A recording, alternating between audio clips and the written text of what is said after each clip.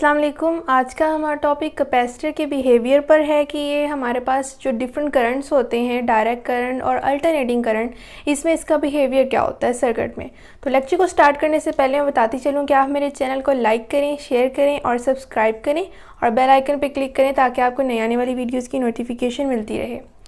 तो पहले हम कैपेसिटर का डीसी बिहेवियर देखेंगे, उसके बाद हम अल्टरनेटिंग करंट में उसका बिहेवियर देखेंगे।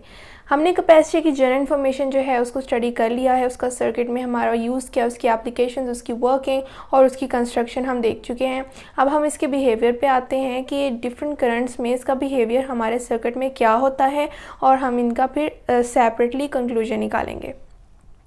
तो फर्स्टली डीसी हमारे पास मतलब direct current, DC stands for direct current. और हमारे पास डीसी करंट वो करंट होता है जिसमें उसकी जो है मैग्नीट्यूड भी सेम हो।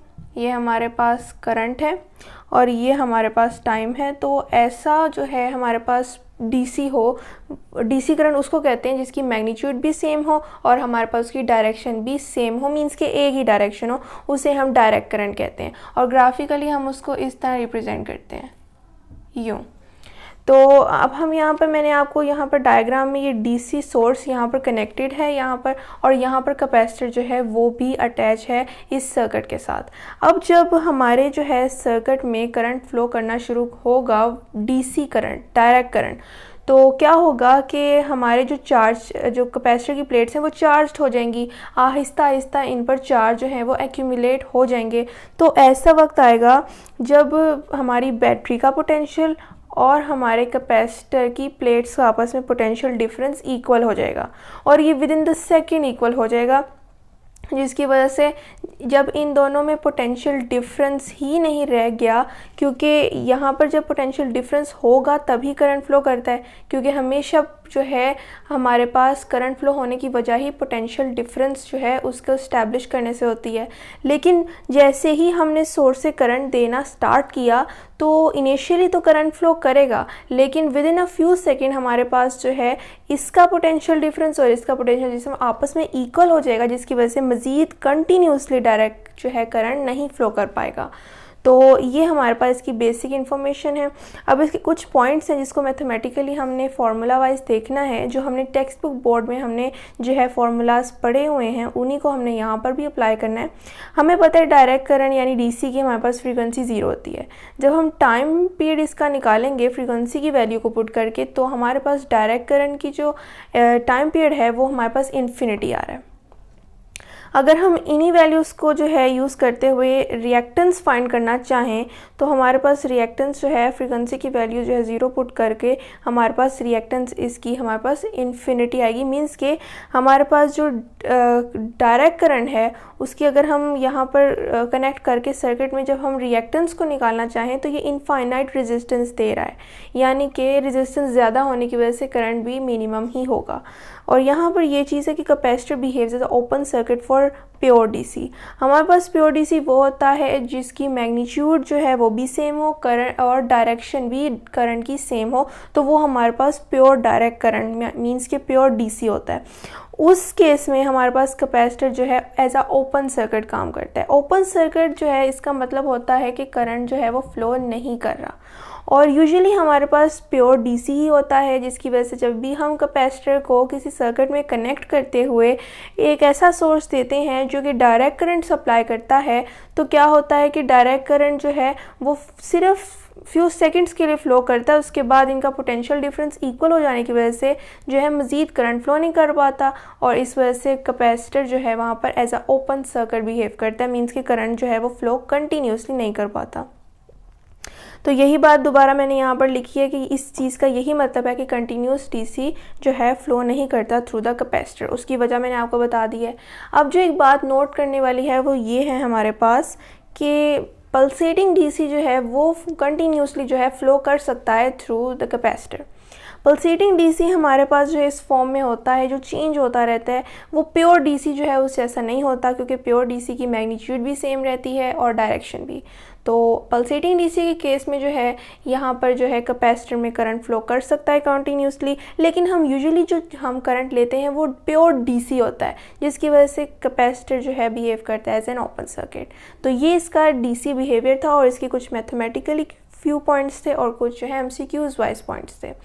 अब हम इसके अल्टरनेटिंग करंट का बिहेवियर देख लेते हैं। तो यहाँ पर मैंने डायग्राम में एसी सोर्स यहाँ पर शो किया है और ये कैपेसिटर इसके साथ सर्किट में कनेक्टेड है। जैसे ही इस सोर्स से करंट फ्लो करना शुरू करेगा तो यहाँ पर हमारे पास चार्जेस जो हैं वो कैपेसिटर की प्लेट्स पर स्टोर होने लग जाएंगे। लेकिन अब यहाँ पर भी तो चार्ज एक बार स्टोर हो गए तो मज़ीद कैसे होंगे, इस चीज़ का हमारे पास यही आंसर है कि हमारे पास अगर ग्राफिकली अगर हम अल्टरनेटिंग करंट देखें तो वो कुछ यूँ होता है। इस चीज़ का ये मतलब है कि यहाँ पर इसकी जो है ये चार्जिंग हो रही है, यहाँ पर फिर डिस्चार्जिंग, यहाँ चार्जिंग, यहाँ discharging and then again charging, फिर ये सो ऑन सिस्टम चलता रहता है। और यहाँ पर करंट की डायरेक्शन पॉजिटिव है, यहाँ पर रिवर्स हो जाती है, यानी कि हमारे पास अल्टरनेटिंग करंट अपनी डायरेक्शन को आफ्टर ईच साइकिल जो है रिवर्स करता है, बल्कि आफ्टर हाफ साइकिल ही रिवर्स कर लेता है, पॉजिटिव से नेगेटिव एंड सो ऑन। तो जिसकी वजह से पहले जब करंट हम इनिशियली फ्लो करवाते हैं थ्रू द सर्किट तो क्या होता है कि हमारे चार्ज जो हैं वो एक्यूमुलेट होना शुरू हो जाते हैं कैपेसिटर में। लेकिन जैसे ही करंट अपनी डायरेक्शन चेंज करता है तो दोबारा से हमारे कैपेसिटर में जो चार्ज एक्यूमुलेट हुए होते हैं वो दोबारा से डिस्चार्ज हो जाते हैं। और ये सिस्टम इसी तरह जिस तरह ये ग्राफिकली मैंने यहाँ शो करवाया है अल्टरनेटिंग करंट को, उसी तरह हमारे कैपेसिटर भी अल्टरनेटिंग करंट बिहेवियर शो करता है। अगर हम इसकी वैल्यूज़ को पुट करें तो हमें पता है फ्रीक्वेंसी जो है एसी की वो होती है नॉन ज़ीरो। तो हम यही वाली वैल्यू अगर टाइम पीरियड जो है इससे निकालना चाहें तो वो भी जो है इनफाइनाइट नहीं आएगी, एक फाइनाइट वैल्यू आएगी, जबकि इस केस में हमारे पास इनफाइनाइट वैल्यू आएगी। हमें जो है कैपेसिटर इन अल्टरनेटिंग करंट रिएक्टेंस जो है वो भी फाइनाइट प्रोवाइड कर रहा है, जबकि डीसी के केस में इनफाइनाइट थी रेजिस्टेंस। और यहाँ पर लास्ट पॉइंट ये है कि continuous AC can flow through the capacitor, means के इस केस में because of alternatively charging and discharging जो है हमारे पास कंटिन्यूस डीसी फ्लो कर सकता है, मींस के हमारे पास यहाँ पर करंट की वैल्यू ज़ीरो नहीं होगी। जिस तरह के यहाँ पर ज़ीरो हो गई थी, एक फ्यू जो है एक पर्टिकुलर टाइम के लिए करंट फ्लो किया था, उसके बाद हमारा circuit as a open circuit जो है वो बिहेव करना स्टार्ट हो गया था, क्योंकि आपस में इनका पोटेंशियल डिफरेंस ही इक्वल हो गया था, तो करंट फ्लो कर ही नहीं सकता था। जबकि इस केस में बार बार करंट अपनी डायरेक्शन रिवर्स कर रहा है, इसीलिए इसे अल्टरनेटिंग करंट कहते हैं। और बार बार करंट जो है जब डायरेक्शन चेंज कर रहा है तो कैपेसिटर पर स्टोर्ड चार्ज भी बार बार चार्ज और डिस्चार्ज हो रहे हैं, जिसकी वजह से करंट कॉन्टीन्यूसली हमारे इस सर्किट से जो है फ्लो करता रहेगा। तो ये कैपेसिटर के जो हैं दो बिहेवियर थे, एक डायरेक्ट करंट के जो केस में और एक अल्टरनेटिंग करंट के केस में। तो मुझे उम्मीद है कि आपको इस टॉपिक की समझ आई होगी। बेसिक्स जो है मैं आपको कैपेसिटर की पहले ही बता चुकी हूँ, अब आपको ये जो है चीज़ समझना बहुत आसान लगा होगा आई होप।